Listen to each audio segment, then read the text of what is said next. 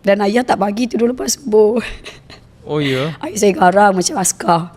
Tapi dia bukan garang, dia tegas. Dia tak ada jerit-jerit, tak ada. Dia cuma cakap sikit je, tapi semua orang dah takut. Semua orang takut. Kalau dia kata jangan tengok TV tu, apa nama dia, bila ayah balik je, kelam kabut semua. Kalau contohkan ayah memang tak bagi tidur lepas subuh tau. Itu memang boleh dikatakan dalam rumah tu dia boleh dikatakan kategori haram lah tidur lepas subuh tu. Kita orang kan umur masa zaman belajar kat universiti dulu, bila cuti semester kan, kadang-kadang nak tengoklah drama dengan kakak. Sampai malam. Saya rapat dengan kakak, dengan adik-adik semua rapat. Tengoklah drama Melayu lah masa tu. Tengok sampai pukul 4 pagi, 5 pagi. Biasalah kalau dah tengok drama, lepas subuh akan ngantuk gila kan tu. Ngantuk sangat masa tu. Nak tidur.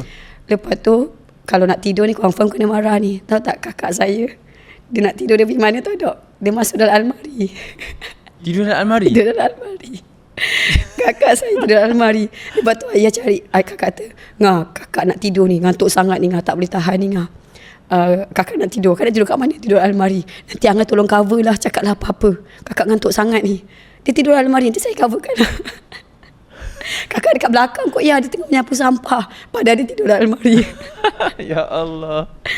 Itulah momen-momen yang saya, antara momen yang saya ingat. Kalau kita orang tidur lepas subuh kan, kadang-kadang kita baring atas katil, ayah akan cakap, cuba tengok dekat hospital, siapa yang baring dekat atas katil. Lepas tu kita orang macam tu diam lah. Orang sakit, sakit ke tak ni?